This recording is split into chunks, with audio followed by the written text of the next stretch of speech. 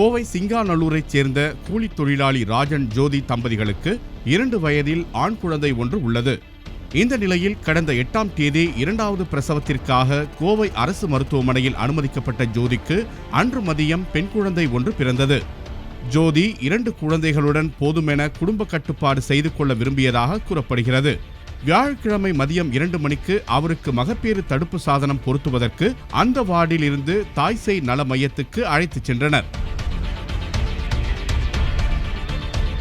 அப்போது பெண் குழந்தையை அங்கிருந்த ஈரோட்டைச் சேர்ந்த அர்ச்சனா என்பவரிடம் பார்த்து கொள்ளும்படி கொடுத்துவிட்டு சென்றார். திரும்பி வந்து பார்த்தபோது தன்னுடைய குழந்தைகளையும் அர்ச்சனாவையும் காணாமல் அதிர்ச்சியடைந்தார் ஜோதி. நைட்டு நான் அட்மிட் ஆகும்போது அந்த பொண்ணு என் கூட அட்மிட் ஆகி இருந்துச்சுங்க. அந்த பொண்ணு டெலிவரி ஆகி தான் இருக்குன்னு சொல்லிச்சுங்க. ஆனால் அந்த பொண்ணு பார்த்தா டெலிவரி ஆகலைன்னு சொல்லி சொல்கிறாங்க எல்லாருமே. குழந்தைய தூக்கிட்டு போனதுக்கப்புறம் தான் தெரியும் அந்த பொண்ணு சும்மா தான் இருந்துச்சு. நானும் டெலிவரி ஆன மாதிரி தான் எல்லாம் இருந்துச்சுங்க. நைட்டியெல்லாம் போட்டுட்டு குழந்தை நான் கேட்டதுக்கு ஐசியூவில் இருக்குது, என்னோடய குழந்தை ஐசியூவில் இருக்குது அப்படின்னு சொல்லிச்சுங்க. நான் இன்னைக்கு டிஸ்சார்ஜ் ஆகிறேன்னு தெரிஞ்சு எப்படியோ குழந்தைய தூக்கிட்டு போயிடுச்சு.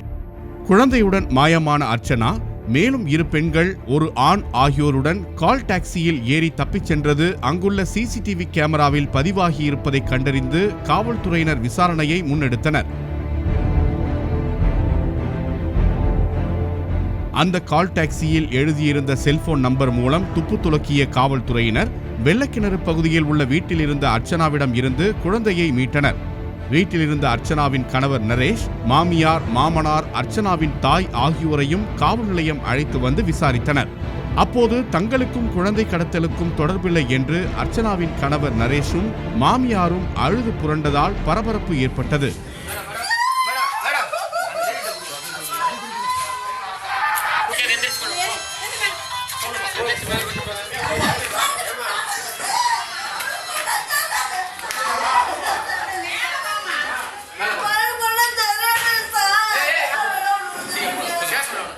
அர்ச்சனாவிடம் நடத்திய விசாரணையில் குழந்தை கடத்தலுக்கான உருக்கமான பின்னணி வெளிச்சத்துக்கு வந்தது.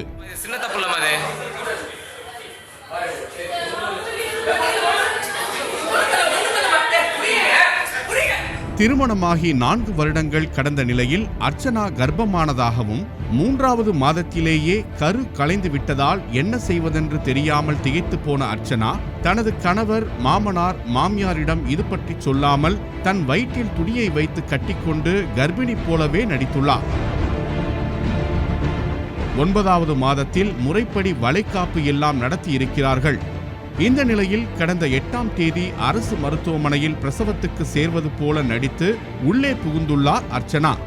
மகப்பேறு வார்டில் ஆண்களுக்கு அனுமதி இல்லை என்று கூறி கணவரை வெளியிலேயே நிற்கச் சொல்லி இருக்கிறார் அர்ச்சனா. மருத்துவமனை கழிவறையில் சென்று வயிற்றில் கட்டி வைத்திருந்த துணியை அவிழ்த்துவிட்டு தனக்கு குழந்தை பிறந்துவிட்டது எனவும் குழந்தையை இன்குபேட்டரில் வைத்திருப்பதாகவும் தனது கணவரையும் மாமியாரையும் குழந்தையை பார்க்க வந்த தனது தாயையும் ஏமாற்றி உள்ளார் அர்ச்சனா.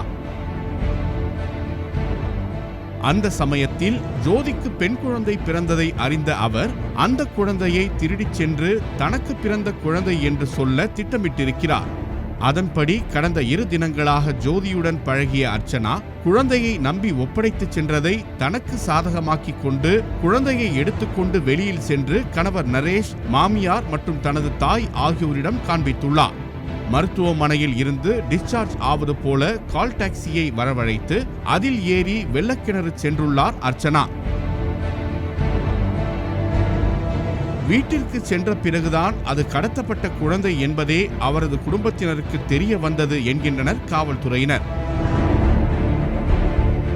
அர்ச்சனா குழந்தை இல்லாத ஏக்கத்தில் அந்த குழந்தையை வளர்க்கும் நோக்கத்தில்தான் எடுத்துச் சென்றதால் அவரை கைது செய்வதா வேண்டாமா என்று தெரியாமல் காவல்துறையினர் குழப்பத்தில் உள்ளனர்.